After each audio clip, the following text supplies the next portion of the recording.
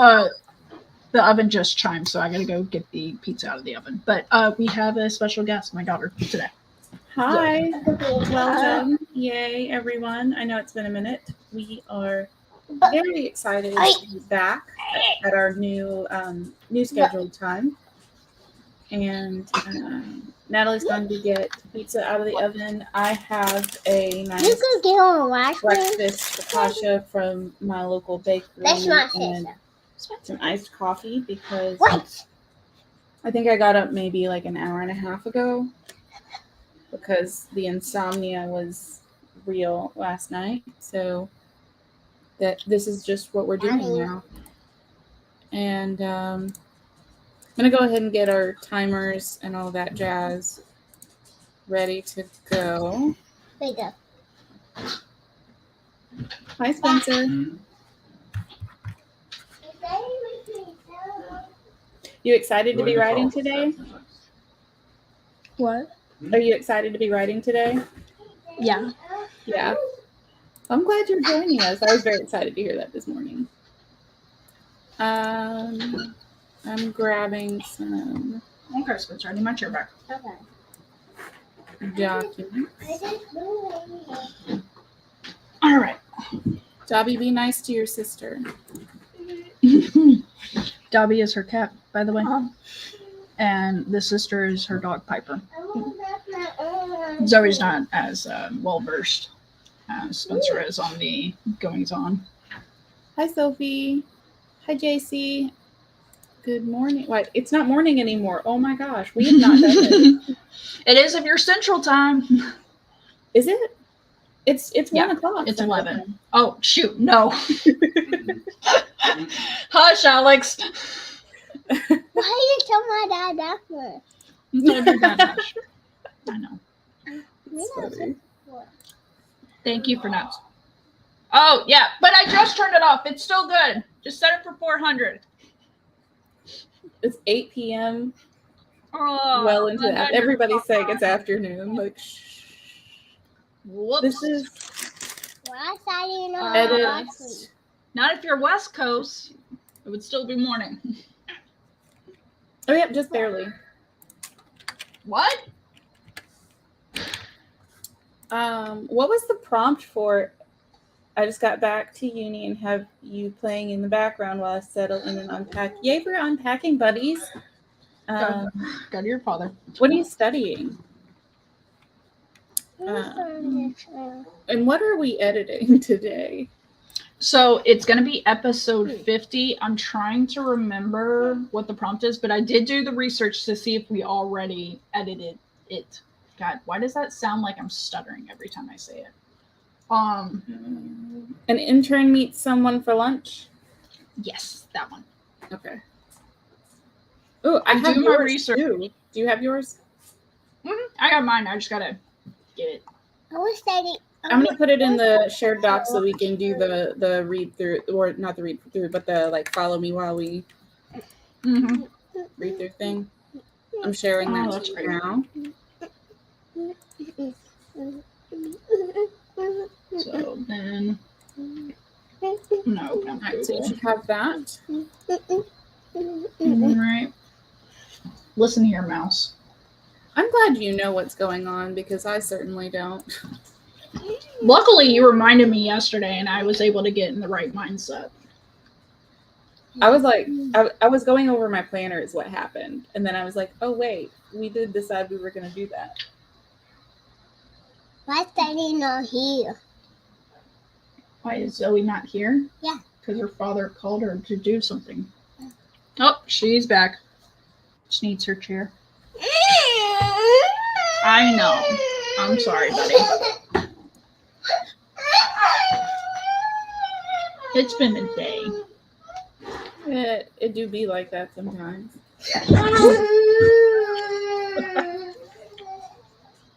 Yep. I think I maybe put too much weight on my armrest. Oh, I thought you were laughing or something at Spencer's full-on meltdown. Oh, no. That's my dude. Hey, you can't get in this chair with me. You are too big, man. Oh, my clothes are in the washer. That's right. Spitzer needs his clothes. Mhm. All right. So unfortunately, Zoe, I'm going to explain to Zoe as well as chat. So this first part is Chandra and I, since we've been doing this for like a year, we have stories that we've written together. Mhm. And we drafted them before. So now this first leg of the game or whatever is to edit these stories. Mhm. And we edit each other's stories. So the prompt that we previously had, and you can use this prompt to write during this time since you can't really edit, or you can read Change Story with me and we can edit it together. Okay. Whichever your choice. But we take 20 minutes to edit each other's stories. Then we come back, read them to each other, talk about what changes we wanted to make. Actually, no. We talk about it through it as we're editing. Wait, do we pause to edit? We do. Our first I can't- timer is us like just Editing it. Yeah, on screen. Or no. I read yours and leave you notes. Right? Is that what we've been doing? It's been so long. So we do a. I feel like we do a timer to edit. Like we read through.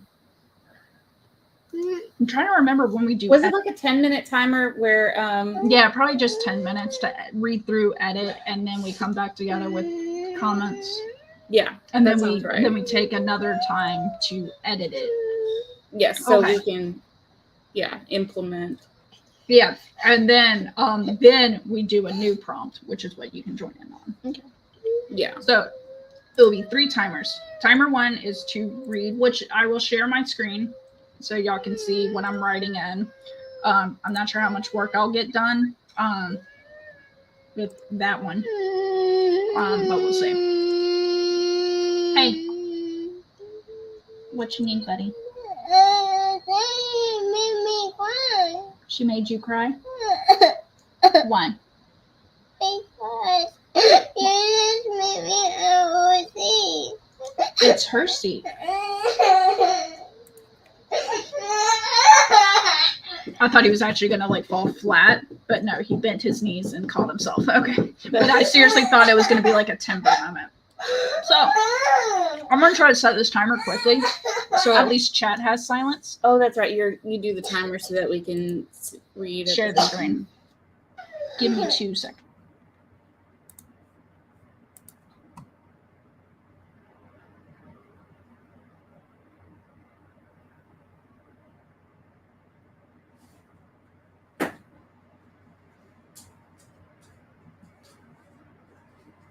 Big stretch. No, Piper. No, ma'am.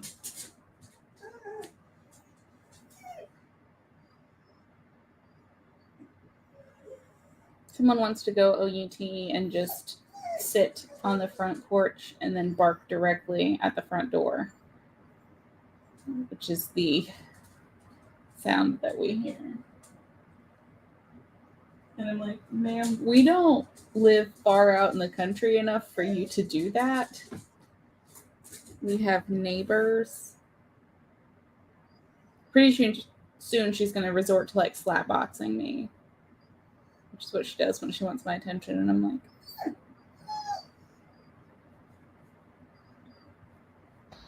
I'm still trying to get my timer up. Like, this is annoying right now. So that I can, found it. God, that was painful. Wait, What's up, buddy? we never said. We never Yes. said. Oh, so apparently I've done this before, and it was a 10-minute timer. no. Oh, they Ow. No. Okay, you can be next to me in a little bit. can't do that. tail. Hold on, buddy. Hold on, I said. Okay. I see you. All right. Okay, so the first story is yours. All right. Now, I'm trying to find my mouse. I feel like I'm doing more than I normally do. All right. I am going to share the screen. Whoa. Not that. No. Calm down.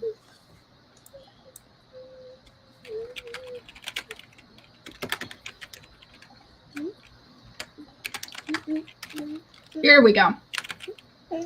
All right. Are we ready? Yes. Okay. 3, 2, 1. Edit away. Well, comment away, I guess.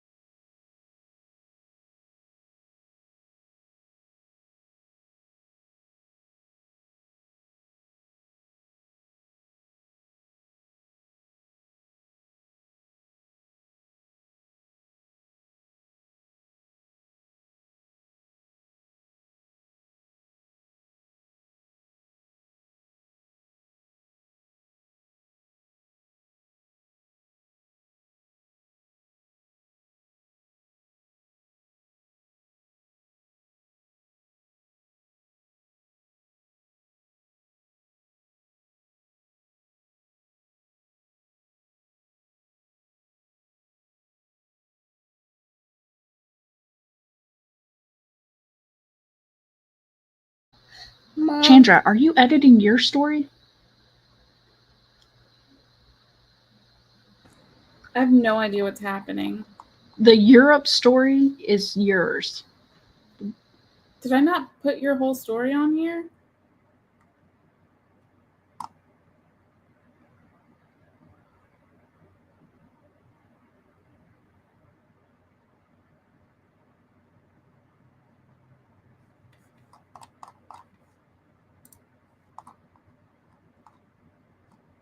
Yeah. Yeah, you started editing yours. Like mine is where you see Natalie. I don't see it as the problem. Oh, there we go. Page 2. Yeah. Down there is mine. Okay, now that we fixed that. I was wondering why I kept on seeing your name pop up. I'm like, why is she in her story?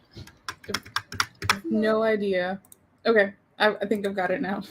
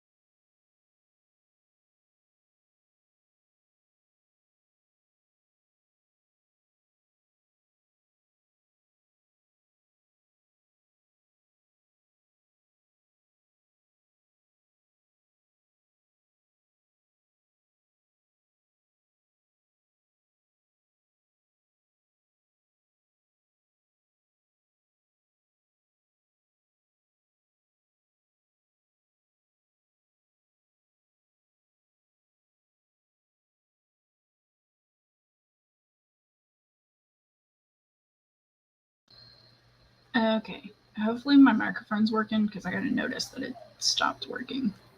Ooh, I can still hear you. Okay. Yeah, it's working like the right one. All right. Sorry, still working the angle of, hey, I need my, there. Oop, here we go. What did I have? Just Word I had up. No, Google Chrome. That's right. Here we go. All right. Were you able to answer everything? I have one more thing, but it'll be a quick note.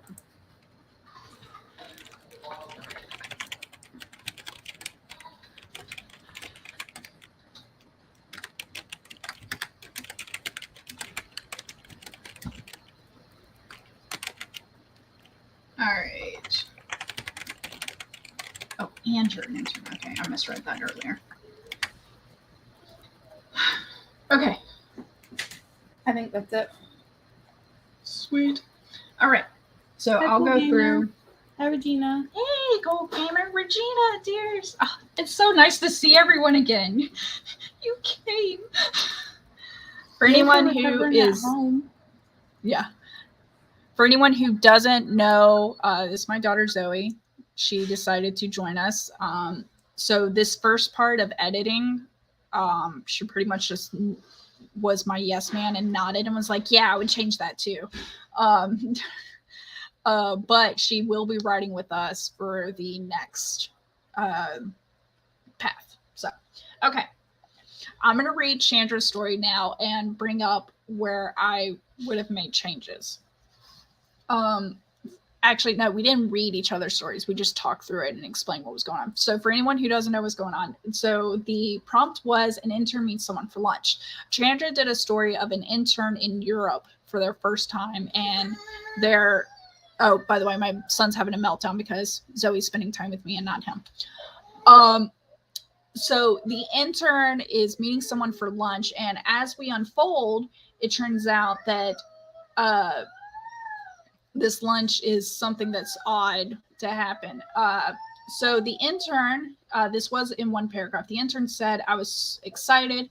I wasn't excited. I was petrified. I needed to be perfect. And I felt it was a lot stronger and created the anxiety for the reader if we broke those out into like new paragraphs that, oh my God, like to me, it helped create the tension. So I dropped the comma and made it a period and created two different paragraphs. I did like this line about the ordering the salad because it's what my boss would have ordered. That shows precedence of this person has been around their boss for a bit. And even though I didn't make a comment of it, I did like that because it showed this connection outside of the page before the story started. So the questions here, we jump into talking about what the boss would have ordered, and the salad sounded fancy. But the person said, I guess that he knew it was a trap. We never, I think, could have been fixed if we said, if we changed this a bit where it said we would have show a difference. Hold on, Spencer. If we said, but it's what my boss would have ordered. She is fancy like that, or something like that. If we put a she there, that would make the next sentence make more sense of, I guess that's why he knew it was a trap, because now we know we're not talking the way it is right now without signifying the boss is a she. I was a little confused and I'm like, wait, the boss knew, because we didn't have a gender signifier to show that this is two different people. And then the fact that he gets there and then it's like, hey, let's leave. I'm like, what about lunch? I just ordered my salad. So I'm just imagining maybe the guy could have left like 100 on the table, like something astronomical. And it's like, let's go, you know? 1 second. I'm going to keep going. I got to grab Piper. Okay. Yeah, I'm sure you can hear me. So, all right. So putting 100 down on the table would have allowed him to, show, also kind of set the scene of the character is maybe someone who has a lot of money. The fact that for an $8 salad, they're putting down $100. and ushering this intern out. I said it before, but this paragraph of the character saying all in one breath, like, I'm just imagining them being frantic, like, I can't get in trouble with my boss. My boss will literally kill me, and I'm not saying that for dramatic effect. I'm saying it because I'm the absolute truth. You might as well mail my personal items back to my father, because if I talk to you, she will kill me. Like, though I just realized an issue there, but that there is no punctuation in there. So it just conveys that frantic, talking all at once, stumbling over their words like I did by accident. And I just thought that was great. The part that threw me off just as I read it now was, if I talk to you, she will kill me. Then my idea is, what's the purpose of this meeting that the boss sent them to? Why did the boss send the intern to this meeting then? So that's the part that only throws me off there. Mm-hmm. Especially if the person knew it was a trap. Like, who's trapping who? Because then I'm wondering, if it was a trap, where's the intern's top cover? Or whatever. Does she have a bomb? And if the intern, like, they grabbed her purse and pulled out the tape recorder, that was the trap or something, which then would still counteract this, because if I talk to you, she will kill me. It's still, that part threw me off. And I just love his calm, cool, and collected. I'm not going to kill you. Oh, this part here. This is the only thing I changed. Of you and the last intern were twins, if I've ever seen one, instead of a pair. Like, a pair sound like, I don't know, like they knew each other. And instead of I should say are twins, not were twins, are twins, if I've ever seen one. Or you could say doppelganger, to show that they're not actually related, because some people could read twins and think, oh, they're related. No, we're just talking about people who look alike, because the boss has a type. The last line I had here about the intern having this job because of blackmail, or something, is that my final thought at the end was, they're having this conversation in the vehicle, like the SUV, I'm assuming, like blacked out windows and stuff like that. And I'm like, what's the destination of this drive? Like, and if the goal is to get the boss, are they taking the intern somewhere safe to be out of the way, or do they need the intern's help to take down the boss? Like, hey, we're going to have to make you a double agent. You're going to have to work on those acting skills and stuff. Like, that's where my question was. And then I added a quotation mark, closing quotation marks at the end. That was it. So that's kind of where my mind was just like, clarifying the character coming in. You're talking about a trap, but it's not really seen as a trap. It seems like more the intern is trapped versus that. And then the intern is going to get killed if they're talking to this person, but yet the boss sent them to this lunch. It's, at least that was the vibe I got. So those like aspects, I'm like, wait a second, what's working here? Anything to add? No? Okay. It's okay. Your editing prowess will flex over time, kiddo. But yeah, that's all I got. Okay. I think that's good. I definitely don't think I had a specific clear direction when I was writing this. So yeah, sometimes we're just happy to get words on the page. So it's true. It is true. So yeah, I was kind of jumping around. So I was reading. I wasn't really reading. I was looking at like formatting and just like a few words here and there. Oh, bless you, dear, because we know I need that. I was just like jumping around and like getting those at first, and that's where I like was actually in my story part of the time. So I was confusion because I didn't see I should have highlighted or changed the formatting on your name because then I would have known where. Put it on a new page, whatever. Then yeah, but you know, I ain't always that far ahead of myself. So, neither am I. I remember this story. I always really liked this story. I thought that the snappy play between the two focal characters. Yeah, Mark and Tori. I didn't memorize their names. I just read them off the screen, by the way, for anybody who thinks I'm like, wow, she really knows her. No, I don't.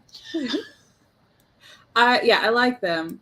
And I like the interplay. I will say I highlighted a couple things that I liked of like here, where Tori is saying to keep your voice down, but also you get the impression of her like popping up in a cubicle farm. And I think it's like really clever, like, I don't know, mental play where you like hear the like hushed voices, but the elevation of posture. I thought that was clever. Yeah. I've just worked in a cube farm before, so same. Please don't miss. I did add a comma somewhere in here. Yeah, here we go. And then I just put this comment in because I follow this Instagrammer and he has this like thing about like making it's Kyle Prue, and he talks about like different ways to piss off men, and it made me laugh because I was like, the comment was exactly the kind of like, he is that kind of person. So this was one of the ways that Kyle Prue had listed, was when someone's like being mean, to be like, are you being mean because it makes you feel important? And that was the vibe that I got from Mark at this. And I was like, so like your character development there to make him come across as that kind of guy was like perfect. But it's also kind of makes a statement about Tori. She's the kind of person, she's like, she handles him. Like she doesn't put up with this BS. She doesn't. And so I thought that was a really good play, but also I had to throw that in there because it like that situation specifically made me feel like that was the kind of thing, like Tori basically said that in a more elaborate way. It's kind of like how do I say professionally, stay in your lane, bro. Yeah. Like it's like that stuff. Yeah. So I love that she like snapped back at him and he was like going along with it, and then he's all of a sudden like, wait, no, that's not what I meant. Like, how? No, that like he hears how it's making him seem like a small person. So I thought that was funny. And then I just changed the tense here. Tori rolled her eyes as the door opened. And then here, this part confused me a little bit. Mm-hmm. Tori nodded, her chin a little higher than it was. And that's like, I don't know that. I think it's like the head tilt, I think is what I was going for. Yeah, I don't think, it doesn't really come across that way. What I got out of it was like, okay, I got to fix that. Yeah. So see, your mom's not perfect. And then don't let that go to your head. But like mostly. This part I just was pulling out an extra space. And then this part I was like, whose arms are where? It is arm salad.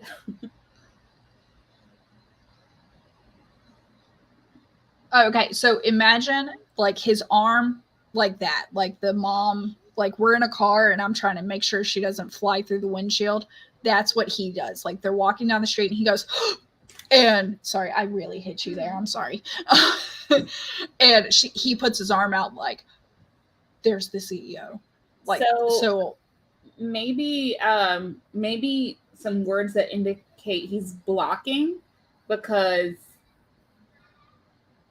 it within the workplace setting, I can make a joke of she's like, could you try not to clothesline me or something? Because some people know what clotheslining means. Yeah, something that indicates like he's like maybe Mark's arm shot out to halt Tori, or shot out like blocking her path. So there's more of like I don't want to say necessarily aggressive energy, but it doesn't come across as like him being like handsy maybe. Yeah, definitely not handsy. It's more like a friend of like yeah, like do you see what I see? From, like trying to like traffic or Yeah. And I wanted the arm shooting out as like a protective measure versus grabbing. I'm sorry, you became my prop today. Versus grabbing her arm and like, do you see this? Yeah, like I didn't quite get that. And then with his she looked down at his arm across her chest. I was confused, and then he like waves his hand as he pulls back his extended arm. I was a little there's so much happening with arms. Yeah, I think it was him trying to he's like trying to brush it off like sorry. Like yeah. Like that's not the thing we're focusing on. It's the CEO, not my hand across your chest.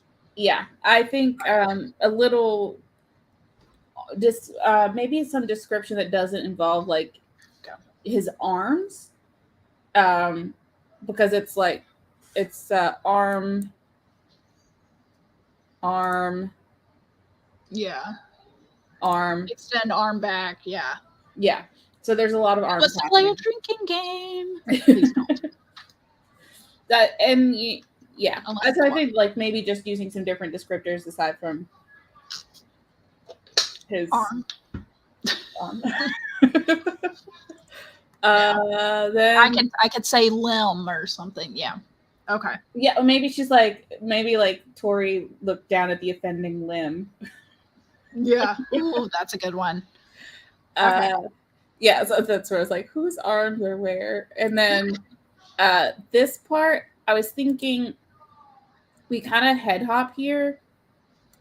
Maybe finish the complete story from Mark and Tori's POV. And then add the conversation between Rick and his dad at the end. So we have a complete picture of how Mark and Tori view the situation. And then after we get through that and we're like completely on their side, then you do this bait and switch of like, here's what actually is happening in this situation. But so Tori and Mark here are reacting to Rick, like, because now they realize that it wasn't until this line here that they're like, oh, Rick's dad is the CEO. Mm-hmm. So maybe and they see Rick as a good guy here, like maybe we know, and they're close enough to hear them. Maybe I should like add them hiding behind like a what are those fancy bushes that are like trimmed that usually are potted outside a like restaurant, like a fancy restaurant. They're like hiding behind it, so or a pillar. That could be a fix for the arm situation. Maybe Mark's arm shoots out and pushes Tori back around the, behind the decorative pot or like whatever, the side of the building. And he does that. And then we know that there's like a familiar voice can be heard, and we don't know exactly what they're saying yet. We go back into the conversation of like Mark and Tori. Mark's pointing out what he's seeing, and then they kind of edge closer. Now we catch that snippet of conversation, and then we go through. Because then you could break up, you could have all the stuff happening with the arms still, but it'll be broken up between what Mark is doing and what they're observing, and it'll kind of have a little bit more interplay. Like because they see the CEO, recognize them, and then like they're like, oh shit, and like hide behind the pillar.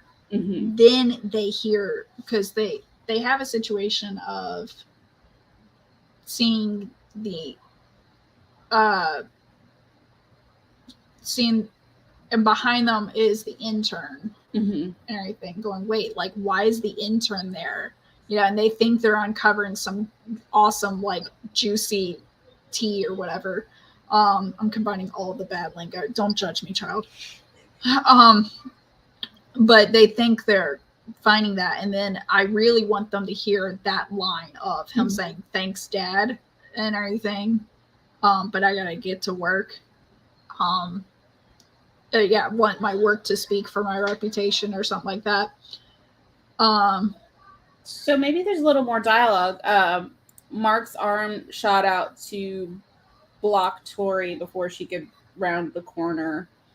And then he goes, "Isn't that Mr. Fredrickson, the CEO?" Yeah. Because apparently I was in a up field time frame.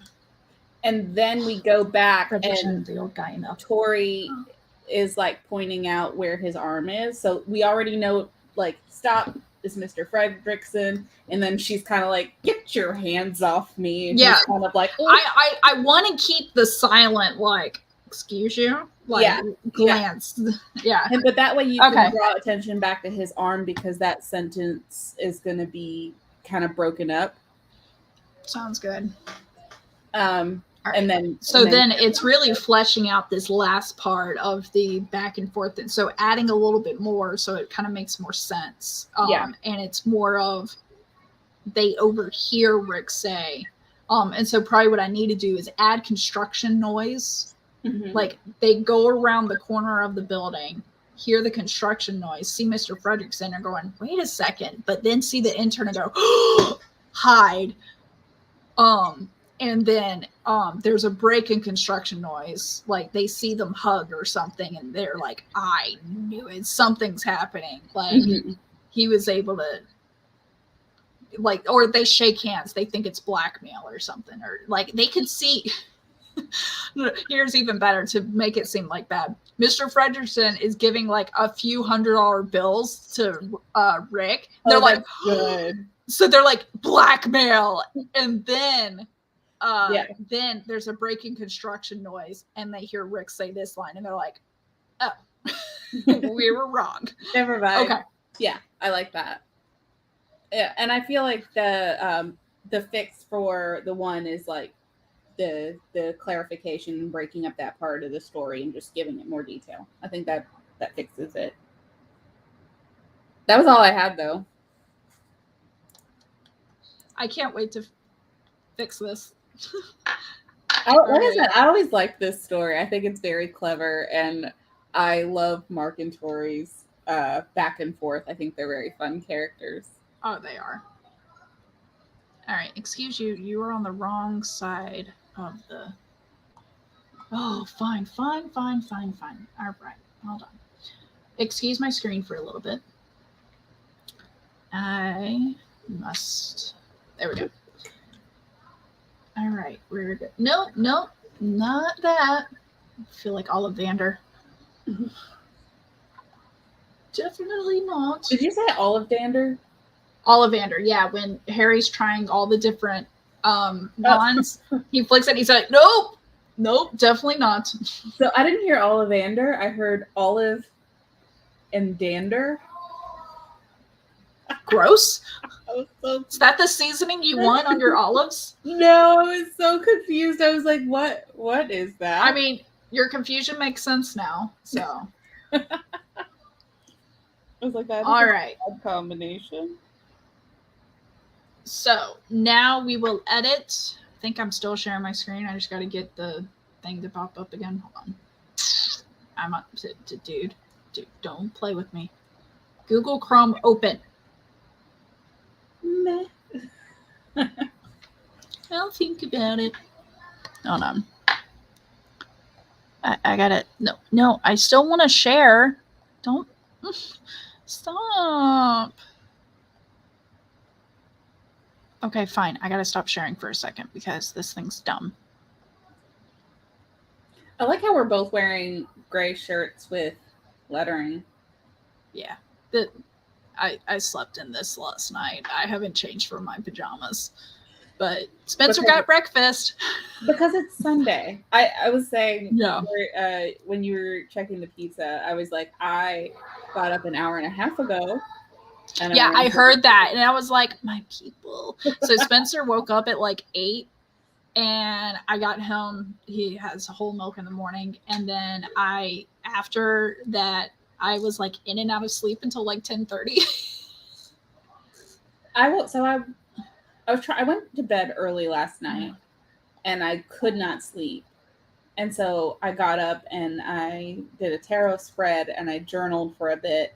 and then went back to bed and I'm knocked out. And it was just like my brain needed to like get some things out. And then it was like, okay, you're tired, girlfriend. So You this have morning no I was choice. like, just whenever you're ready. The only thing is you have to be up before 2. Yeah, really. Are we doing, is 10 minutes enough for that? Or I forget think if we did do 20 15 minutes before. 20? Okay. All right. If we get done before then, we can call it, but yeah, I think we've done that a few times. Yeah. All right. Let's go. 3, 2, 1.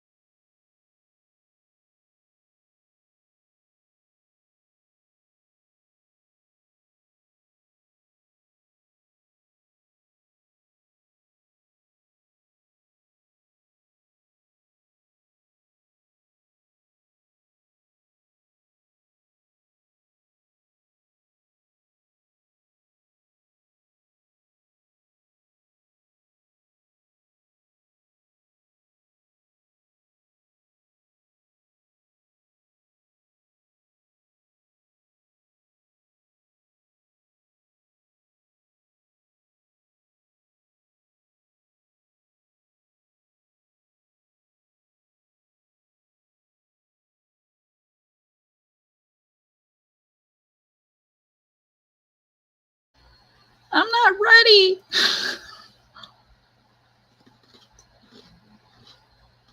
Well, me either, but I'm so close. I can fix this.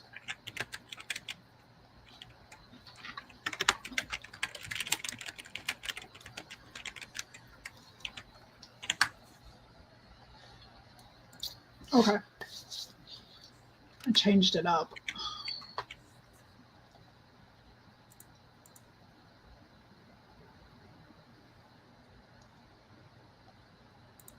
There we go. I feel much better.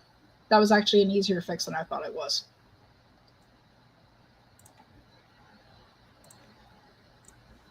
Okay, I thought I clicked all your comments.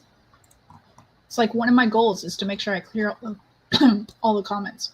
You got them all. I had one left and I clicked it. Okay. From where I was typing all over the place like a crazy person. That's okay. I'm going to go ahead and make my story start in the second line. All right. For future, if you want to start at the beginning of a new page, select in front of the header and then hit insert and break, and it'll give you a page break. That sounded like a lot of words with steps. Just saying. Yes, that is accurate. that is truthful. Okay. All right. I'm going to go ahead and read yours because I'm excited for it. Okay. So, it's been my dream to visit Europe, and I wasn't going to die my first day on the continent. Granted, this was just the first trip, and the plan was there would be more. I'd gotten the job, and it wasn't because of my father. I wasn't going to highlight the how, but I was pretty comfortable with my story. It isn't often that interns get to eat lunch sitting down, even less often when the intern meets someone for lunch because their boss tells them to. I wasn't excited. I was petrified. I needed to be perfect. I ordered the endive, hopefully that's how you say it, salad, not because it was my favorite, but because it's what she would have ordered, and it sounded fancy. My guess was that he knew it was a trap. It didn't matter. He came anyway. I was beginning to think that this was more than a test. I studied the dossier, whatever, about my boss till I knew it by heart, but nothing explained being sent to meet with her rival before I'd even met her. Oh, wow. This is getting darker and deeper. Thank you, dear. Shall we go for a drive? He asked, longingly. Not a judgment of you, sweetie. This is purely my fault. Longingly, I glanced toward the galley in hopes that my salad was on its way. Maybe I could get it to go? I nodded. There wasn't time for me to think of anything else to do. She had been pretty vague about what I was doing here. Whatever happened to, don't get in the car with strangers. I love that line. His tone made it sound like I had another option, but the guards moving us out of the restaurant into the back of the black limo said differently. What was the point of this meeting? I wasn't supposed to talk to him. I was just supposed to pick up the package, whatever the package was, and the only instruction was I couldn't ask for it or be seen taking it, or else. Listen, he said, sliding into the seat beside me. I'm not a salesman, and you're an intern. Can we just be honest with each other? I can't get in trouble with my boss.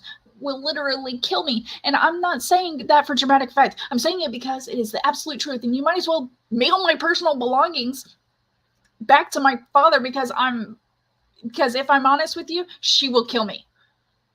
I said it all in one breath. God, that is so difficult to read out loud. More power to audiobook narrators. He smiled. Oh, I'm not going to let her kill you. In fact, I don't think she's ever going to kill anyone again after we're through with her. What did you have in mind? It took me a moment to process what he had said. Wait, again? He smiled and patted my knee. I didn't think you knew she was using you as bait, but she has just reached a whole new level. She was using me as bait? Oh, yes, he said. You and the last intern could have been twins. Your boss definitely has a type. I didn't sleep with her for the job, if that's what you're implying. He raised his hands in mock surrender. I didn't think you did. I'd always assumed it was blackmail. I was still too nervous to lean back in the seat or ask where we were going, but I did my best to observe my surroundings. Sorry, I can't help at it. Now, he said, where the last girl went wrong was she asked for the package. I assumed she was wearing a wire. Are you wearing a wire? Oh, that was beautiful. Better? Much. I also saw while I was following while you were reading it that up here with "Don't get in the car with strangers." Mm-hmm. I put the question mark outside the quotations.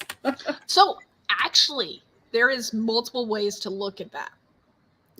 They usually say with idioms and such like that, the thing goes outside there because don't get in car with strangers itself is not a question. So therefore the question mark goes outside. Oh, actually this doesn't even need quotes because she's not saying it. She's just thinking it. So Yeah, but it is an idiom. It could be italicized if you want to do that. Yeah, that's what I was thinking would be better. Kind of like or else. It's just for the consistency of formatting because it is a cliche, but that's kind of the point. So yeah, like it's one of the right ways to use the cliche. Yeah. So go me. All right. I love it. I think there was one part where I got a little. Oh, I really wanted. Here I feel like the because it's what she would have ordered. You don't know it's her boss, like just because there was so much in there. So yeah. I feel like we still needed the boss thrown in there for the reader to connect that she is the boss. But maybe because it's what my boss would have ordered and she was fancy. That's what I suggested before. Yes, I did. Echo. File deleted. No kidding. God, I see how much you value my input. It's like Timon and Pumbaa. You just like Timoned me. I'm going, hey, I got an idea. I know you said something about that, but I could not remember exactly what you said. So as I was editing this, I was like, I know this isn't quite right. I know this isn't quite right. I'm a dingus sometimes. There we go. Yeah, that's better. That's so much better. And let's say is instead of was, because was makes it sound like she's dead and she's not. Uh-huh. There we go. Instead of fancy, fancy has a kid thing to it. Let's say classy. But the intern is pretty, like, fresh. Okay, well, now I'm thinking of a plot hole. So we got it's what she would have ordered. So, but then we have why am I meeting this stranger when I've never met my boss? Mm-hmm. But so we got a little. I guess that could be a little confusing because I don't mention the dossier till afterwards. Mm-hmm.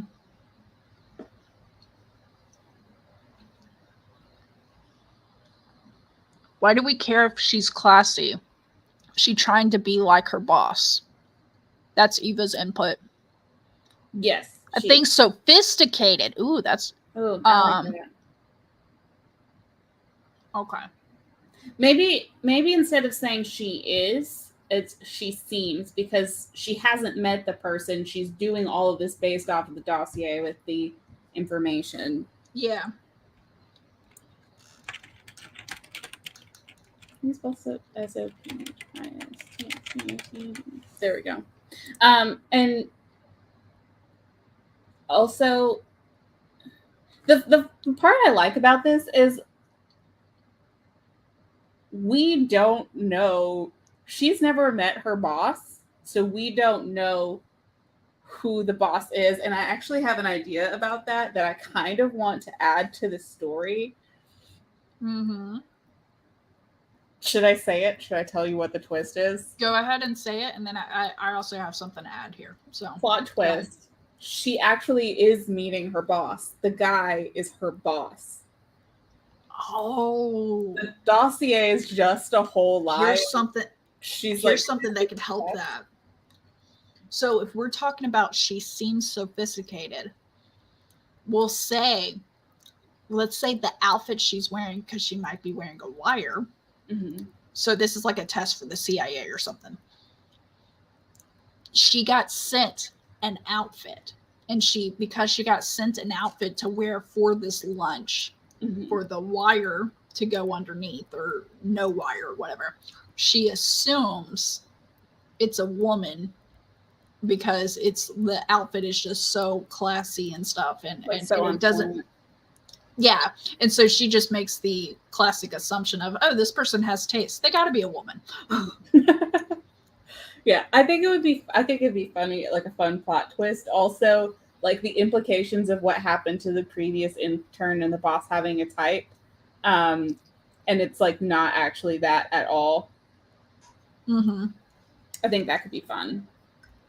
Like, I kind of makes me think of, you remember the movie Triple X? Yes. Yeah, this is the diner scene of Triple X, like the setup of seeing how this person reacts in the situation. Yes. If you remember that. Okay. Wait, which one? The first one?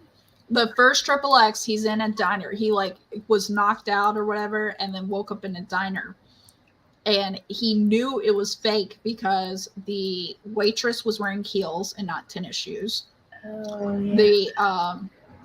The business people or whatever, like he was able to pick out the details in the diner, and it was one of the tests for the CIA.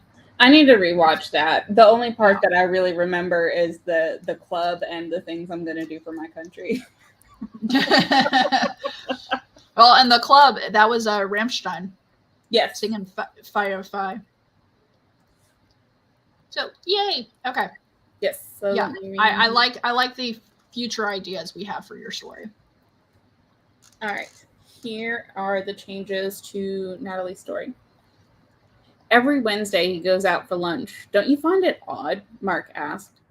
Tori rolled her eyes. Buddy, just drop it. Rick gets an hour for lunch just like the rest of us. He comes back on time, so we know he isn't leaving the continent or anything, she said. He's not a salesman. He's just an intern. I remember the highlight of my day was just being able to eat lunch at my desk, not this 1 hour shit. Mark folded his arms across his chest. Keep your voice down, Tori snapped as she stood up. The pair glanced around, their heads peeking above the gray cubicles. The only other person on the sales level was another intern passing out the mail on the other side of the bay. When no one piped up, Tori grabbed her purse. I bet you're just hungry, Mark. Let's go to lunch, okay? Mark led the way to the elevators, but still spoke over her shoulder. I'm not hungry. I'm just saying, kids these days don't know what hard work looks like. Proving your worth before the company will even hire you, despite having a degree in any experience you have. Tori patted Mark's arm in the elevator. I hear you, dear. You're upset. You paved the way that they're walking on without accounting for why it's such a smooth path. Yeah, Mark said as he slammed the elevator button. Wait, no. I don't want credit. I just want these kids to work hard. Tori rolled her eyes as the door opened. When have they ever busted a deadline or not made the changes you requested right away?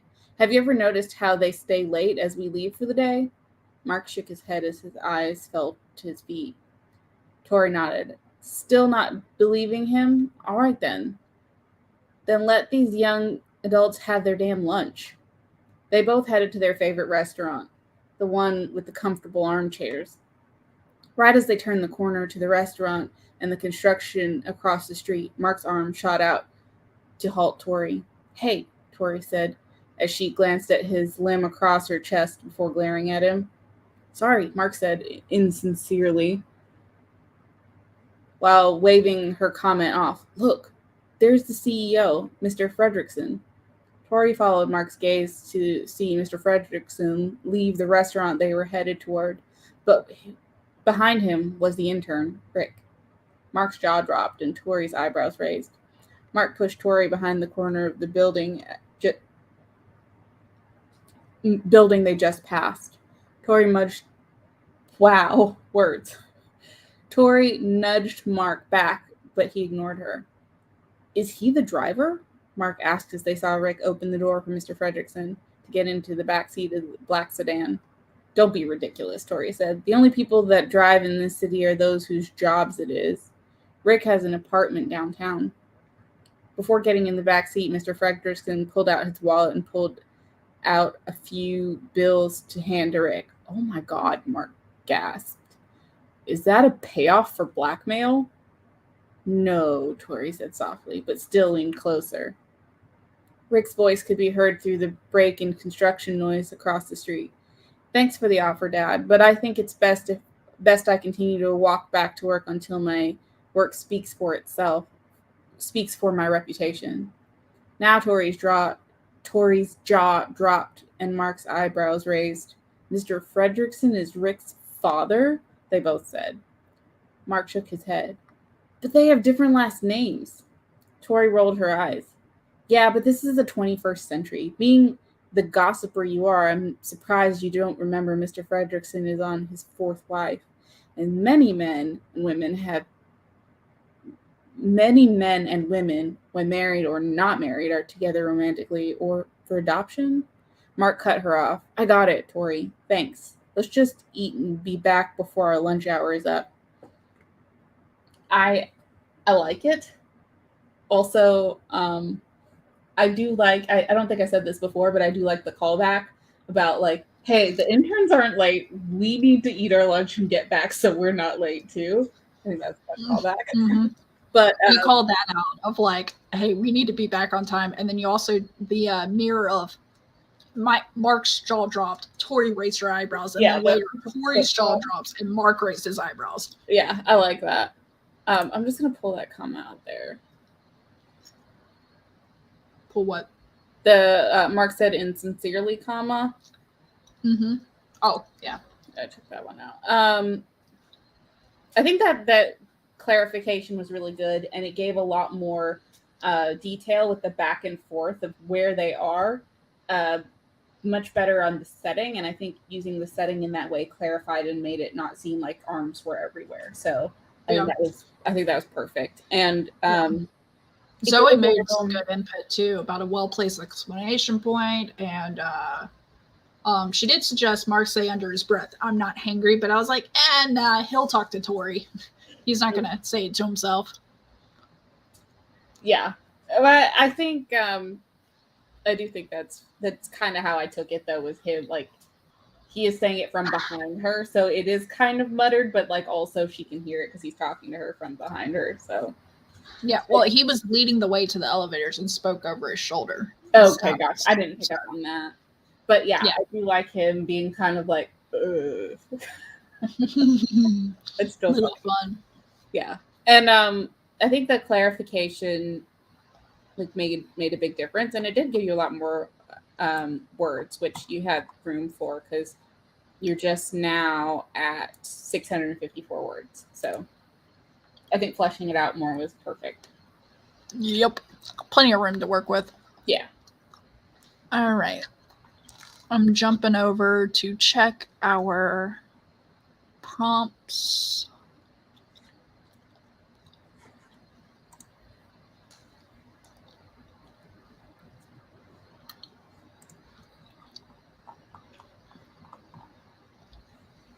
Do you want me to add you to the new document? Yes, please.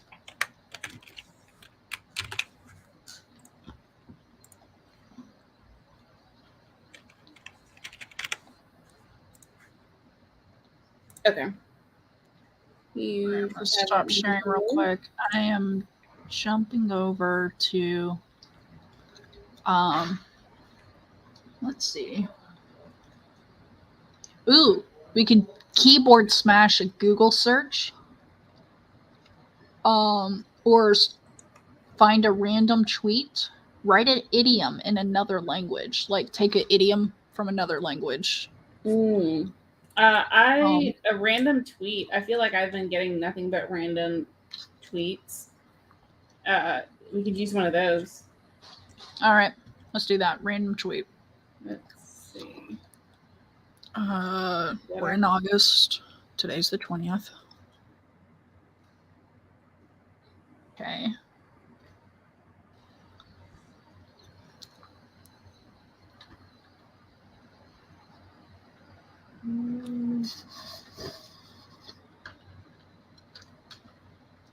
Ooh, this is perfect. I haven't even looked up a tweet yet. We can use the same tweet. Oh, I mean, we've used the same prompt, so that works. I gotta get the right document.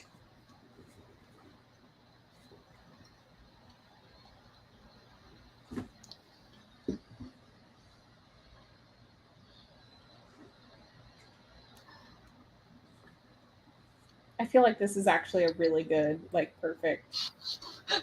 You're like, I'm really proud of myself right now. So, do we credit the person who tweeted it? I think we should probably credit the person. Yeah. But this is not somebody I follow, so it's really weird to me. You're putting a lot of caveats to this thing, kiddo. No, I don't mean it that way. I just mean it like I'm crediting some random stranger on the internet. But like I don't know any of their views or like opinions and. Yeah, I haven't researched their entire profile. Exactly. This is just a tweet that, the master of Twitter has decided that everyone should read. So, because who cares who you follow? Anyway, we're not here to debate my beliefs on Twitter. The person is Jenna Satterwhite, I think. Is that their handle? Their handle is at Jenna Schmena. I can put it in the chat. Yeah, put it in the Google thing.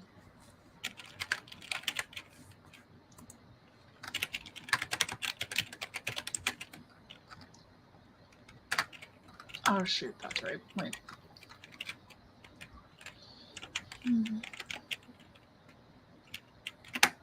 Okay, that's their handle on Twitter, and there is a thread, so I'll just read the whole tweet. Been debating sharing this, but here we go. Yesterday, I invited 5 strangers to my house. A thread. Isn't that perfect? 5 strangers. All right. So I feel like we used yesterday. I invited 5 strangers to my house, and that's the prompt. Sounds good.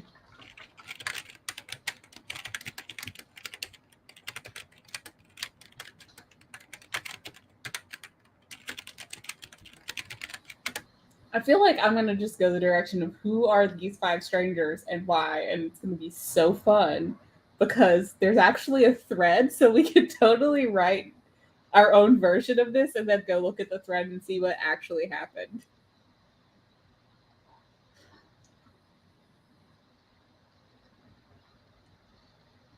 All right. Sorry, I'm trying to open. Excuse you. If you follow me on Twitter, I'm going to retweet this and just put that we're using this as our prompt. I like it. Oh, easy, Sparky.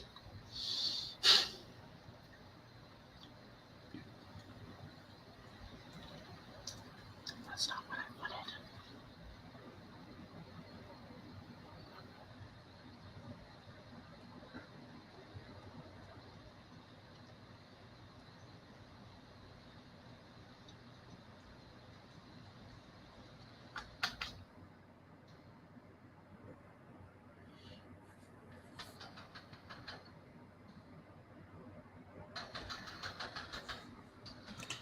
Okay. If you're looking for it, I also retweeted it. Or not retweeted. I quote tweeted it, which is an important legal distinction.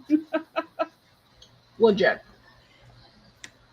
God, have you seen that there's there's covers for like stories on Amber Heard and Johnny Depp's case now, like on Netflix and stuff, or I saw it on Hulu or somewhere, or Prime. I think it might have been Amazon Prime.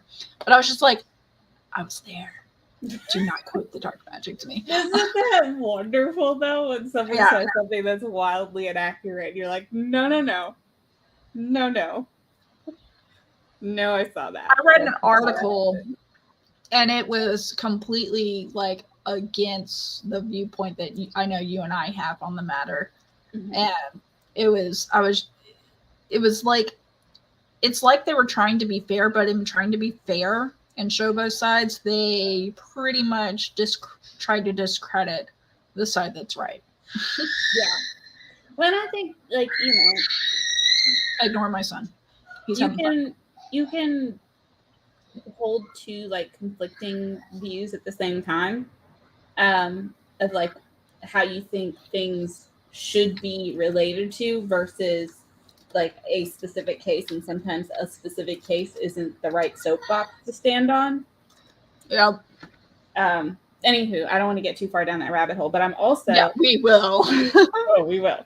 I am also really enjoying the coverage, and if you haven't listened to the podcast episode from Emily D. Baker on what's going on with the Michael Orr case, and how it's not a lawsuit and it's a different. It's a conservatorship. Yeah, but it's still heartbreaking. It is. I think it's really important, though, when you read. I mean, this is why, in my opinion, it's important to look at the legal documents specifically, because when you see that, it's not a lawsuit. It is a request to dissolve a conservatorship, which are completely different things. And the way it's being spun is one way versus what's actually happening. So that's why I prefer to get my news just from the legal filings. But I digest.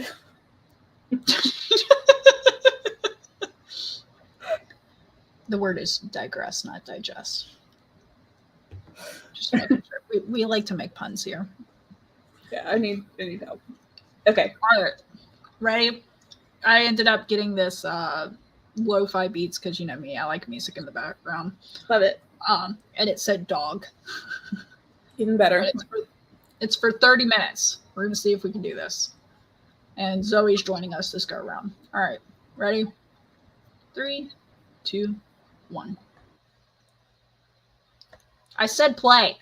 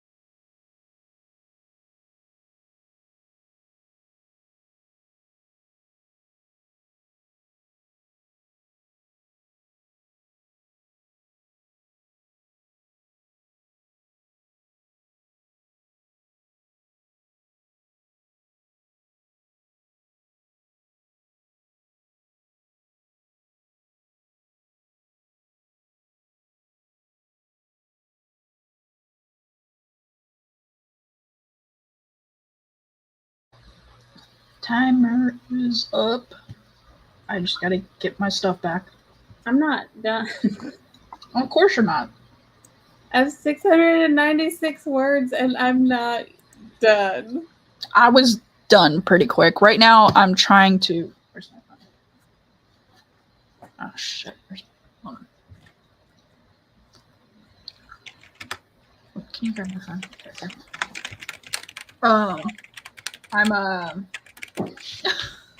I'm getting Zoe's story on the page with us.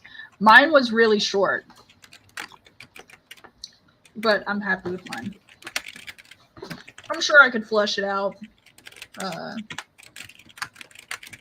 we'll see.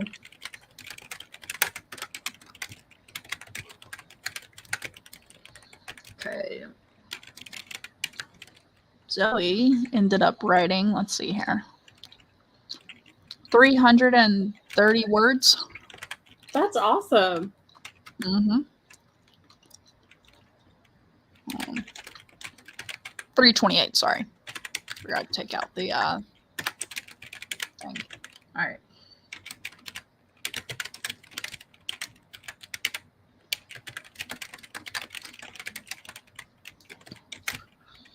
I always get nervous when I'm blowing bubbles. I'm like, it's going to get in my hair. I know it's going to get in my hair.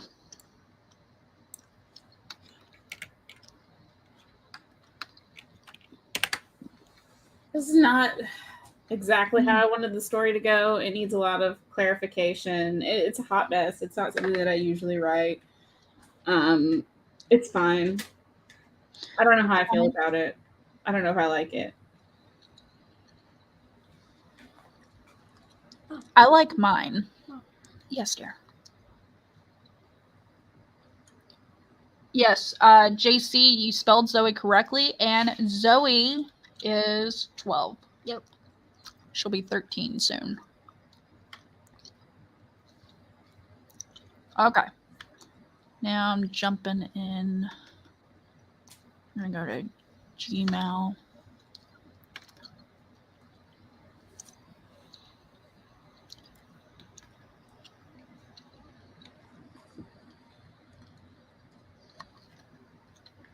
Do you want me to go first? No, I can read yours first. I just needed to paste Zoe's real quick. Oh, gotcha. Because she apparently takes after you somehow and works until the last minute. It's valid. I feel bad. Yeah. All right, don't type in here, though. Okay. Got it set up. By the way, you know you can make this brighter. Your father. Yeah. Okay. Chandra story. Remember, the prompt is, yesterday I invited 5 strangers to my house. I'm not going to make any excuses for what happened. I know how everyone is going to view this. They're going to focus on the most shocking aspect of what I did instead of looking at the big picture. The truth is, yesterday I invited 5 strangers to my house. It wasn't anything scandalous, but that isn't what people want to hear. The truth is, people aren't always who they say they are. And I just happen to be the person who believed them. Look, the attorney said, you don't have to justify yourself to me. I just need to know what happened so I can formulate a defense. I know, right? I just don't want you to think that I'm some sort of nutcase. Do you have the money? I've been putting a male this whole time. Shame on me for gender identifying. Do you have the money? Yes, I said, pulling out the bank bag out of my purse and handing it to her. Then you could be a walnut tree for all I care. Now tell me what happened. So I started the morning with my errands. Only Sophie, my sitter, was out sick, so I had the kids with me. They were all screaming and having a fit, and I swear, I'm a good mother, but it's really hard wrangling a 5-year-old, 3-year-old, and 6-month-old when one has the flu and the other has been throwing up all night. So I was a mess. I wasn't myself, but I was not shouting at the kids. I was just really frustrated. And Grayson, he's 5, had just thrown up on me. There's a big difference between 5-year-old throw up and 6-month-old throw up. Man, you're resonating with me right now. Shelley, she said, get to the point. Yes, sorry, I said. Look, when the young lady came up to me, I was just ready to cry. She was so sweet. She handed me some tissue and started comforting Grayson, and she was just so good with him. I could feel myself starting to get worked up again, so I paused and took a deep breath. I shop at that store all the time, but I don't think the manager recognized me because he asked me to leave. I never have been so humiliated in my life. I just really needed ginger ale, Gatorade, and saltines. Well, I thanked her, and she told me that there was no need, and she usually babysat for the Olsons down the street. But they were on vacation, and if I needed a hand, she was free for the next few days. Well, I wasn't really in a position to say no, so I accepted the offer. Her hand hovered over the yellow legal pad, blue pen pinched between her fingers. Are you going to write any of this down? I asked. I will when you get to the point. I frowned, but kept on with my story. Well, I added a shirt to the cart. The one they arrested me in, it says World's Best Mom. Obviously, looking back, it wasn't that was an unfortunate choice. But I had puked down my cleavage, and there was no way I was wearing a Fruity O's stained shirt, even if it was Fenty. So I loaded my stuff in the car. The new sitter, Gracie, was already out there with the kids, and I got them settled. It was raining, so I just hid behind the door and swapped out the shirts before I got in the car. I didn't even think anything of it, and...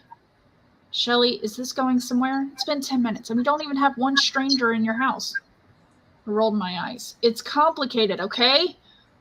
And I get that. Believe me, I do. But I can't help you if you don't tell me what is going on.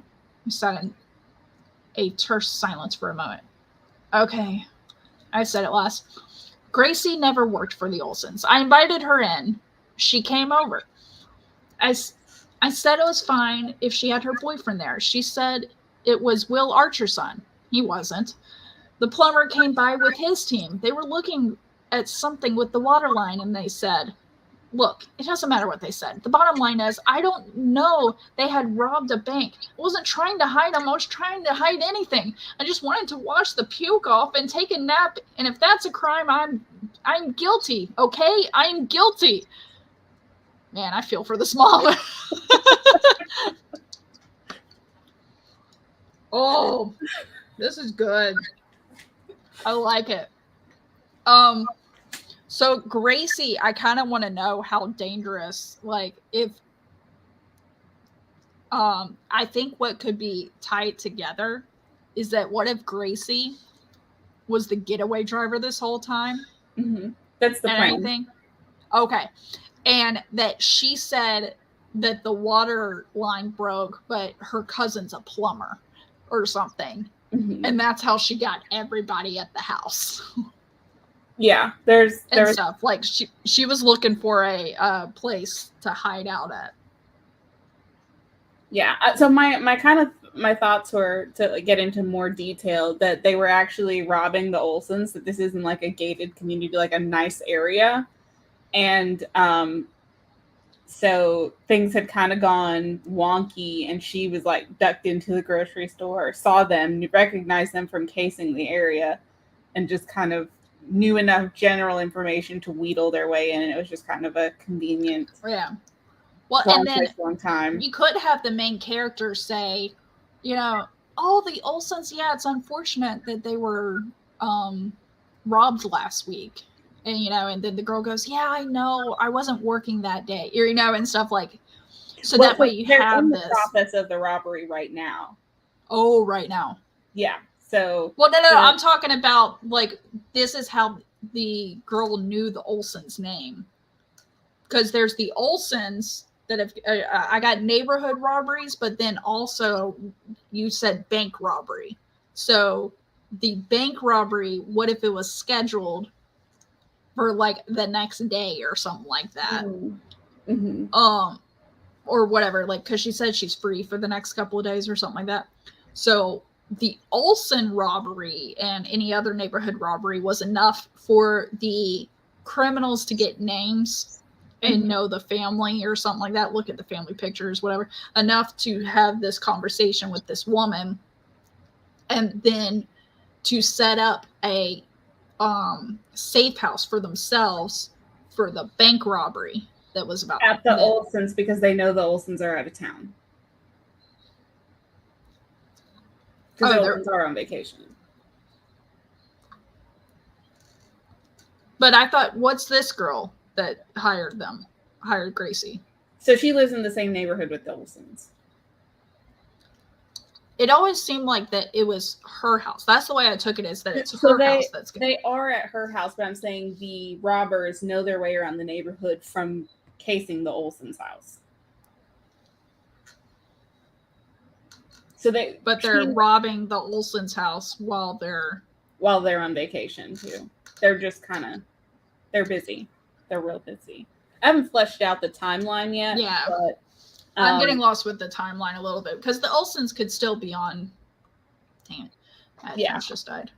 So, but the general idea is, yes, she was supposed to be the getaway driver. And the plumber, who's not really a plumber, and her boyfriend, who is her boyfriend, but not the son of the person that. Basically, she just had a really bad time. Well, and that's why seeing the other name, Will Archers, it just made me think of another person in the neighborhood. So what if she's naming people that have been robbed?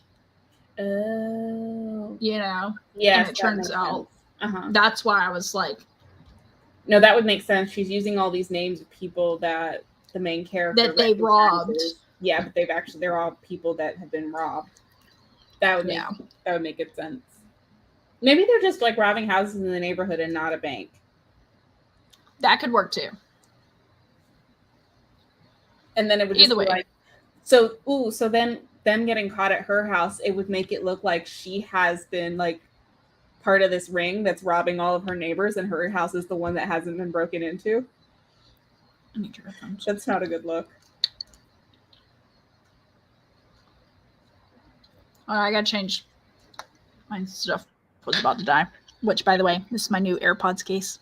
What's pretty? Is it like the bubble gum? And then because I got the case, I wanted to get actual Hubba Bubba. I haven't had gum in a while, and now I kind of want some. Mm-hmm. Yes, Nia. She looks like she's the insider because her house is the one that hasn't been broken into, and I don't think that's necessarily true. I just think it's like it's so much chaos. Yeah. Yeah, well, and that's the thing. Let's say she's a stay-at-home mom, and that's why her house hasn't been broken into because she's home all the time. Yeah, so exactly. This was their end. That's just like the worst luck ever. Preying on the mom that's like running off 3 hours of sleep and. Oh yeah. All right, you ready for mine? It's real short. Yep, I got yours. Oh, well, I'll read yours and then I'll read Zoe's after, but. With a pause. Okay, Natalie's story. I don't need Captain Hindsight or a Monday quarterback today.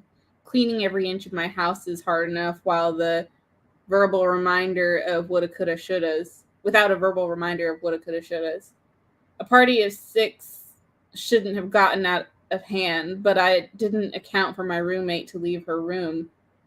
Once she did, it was game over. My guests drooled, chased, and they might have even wanted to eat her. Ralphie was in love, but stayed on the couch.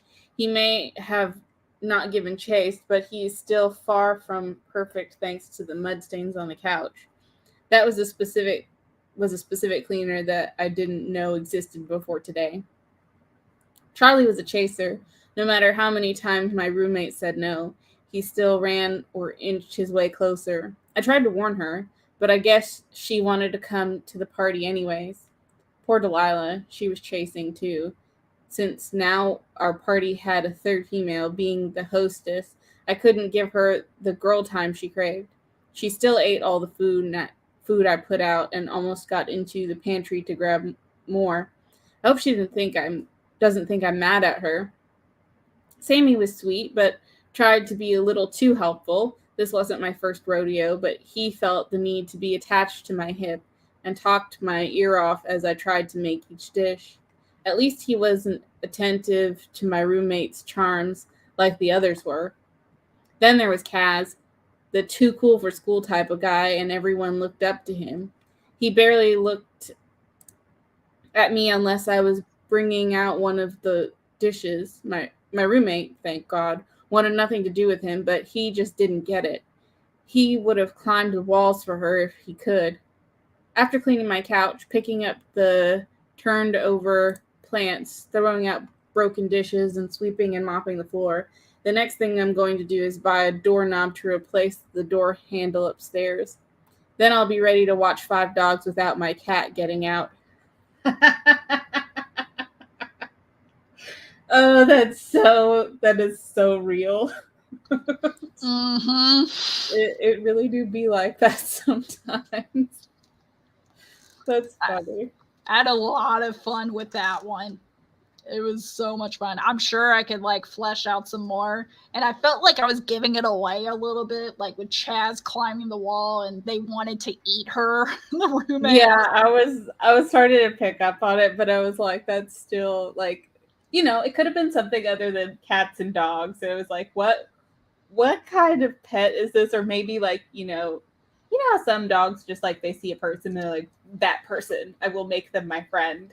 Mm-hmm. So with the roommate, you could always be that kind of situation where maybe if the roommate is scared of dogs, then, it comes across one way. But I think that was really funny that it's a cat. Of course it was a cat. Oh, she wanted nothing to do with it. That's so good. Yeah, and I feel like calling the cat the roommate is just great. Like, because sometimes they are. Yeah. Yeah. All right. For Zoe's story. Yeah. Here I am in bed, just waking up with a massive headache. I can't really remember anything that happened yesterday, other than the fact that I'm still alive today. I try to get up. It takes me a few tries. I stumble out of bed, falling on the floor. Ow! I yelled out. I get back up, holding onto my nightstand, peeling my eyes open. That's when I see 5 people running into my room. Are you okay? They all yelled in a terrified sort of voice.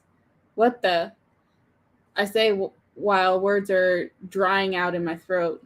Who are you 5 people? You don't remember? One of the girls say. There is exactly 3 girls, 2 guys, who I don't know their names. No, I don't know. How did you get into here? I grabbed the closest thing near me, which is my pillow, and glare at them while I throw it straight into one of the guys' faces. Hey, ow, what was that for? I don't know, maybe the fact you guys are 5 absolute strangers in my house? I yell out while trying to grab another thing to throw at these hooligans intruding in my house. God, she really doesn't remember anything, one of them scoffs. Excuse me? I had said while making sure to throw this one even harder. Hey guys, how about we actually explain what happened to her? One of the girls had stepped in, glaring at all of us. God, fine. So basically, we were walking around the neighborhood when randomly you had come out and said that we can crash at your house for some reason, and we decided why not, one of the guys said, almost as if he was accusing me of a crime. I'm sorry, but why in God's name would I do that? Well, because we all do not really have a place to live, and I guess you felt sorry for us. Zoe, I'm going to tell you the phrase that Chandra and I always say to each other. I'm going to need more. I need to know more. This is like, by the way, you had me laughing a few times. I'm sure you heard it. And even Chandra too. First of all, stranger danger. Yeah. Like, they're like... like, I'm wondering, was this person under the influence or whatever? And like in my head, Zoe, I know you're not into this. She likes modern stories and stuff. Mm-hmm. But in my head is like, the strangers are actual ghosts that our main character can see and no one else can. Oh, that would be wild. Yeah. I was also thinking, is it drugs? It's drugs. Yeah, I was like, drugs, alcohol. Like, not that I want my 12-year-old writing about this stuff. That's why I was like, ma'am. No, I do like how we're all asking the same questions as the main character. Yeah. And we're all just like, excuse me, what? Why are 5 strangers in your house? You could have toned down how many times you said 5 strangers, but other than that, you're fine. Like, I think it was good, especially because we got a setting here and everything. And you did good explaining there's 3 guys and 2 girls, or 3 girls and 2 guys. Like, you had the snapshots of giving us more than just dialogue where you needed it to. I really liked this line. I say while words are drying out in my throat. I think that was a really like clever way of saying that. That's not like I've never heard that before, so I like the freshness of it. Mm-hmm. Yeah. The rest is like it would just be grammar stuff and everything, but like the meat is there. The story is sometimes the hardest part. After that, it's editing. Yeah. Oh, also this one was really funny. One of the guys said almost as if he was accusing me of a crime. Like, sorry, you're in my house. How did I do something wrong here? One of my favorites was this line of I said while making sure to throw this one even harder. Like, all right, the first pillow didn't work. We're gonna chunk this thing. We're just pelting some of it. That's funny. Oh, yeah. Good job. Yeah, so Nia says, nice job. JC says, there's some good dialogue there, and I also laughed at a couple lines too. Hope you finish the story, Zoe. I want to know what happens next. She said hooligans. Yes, that was great. Yes, we teach my daughter all the words. That's fun.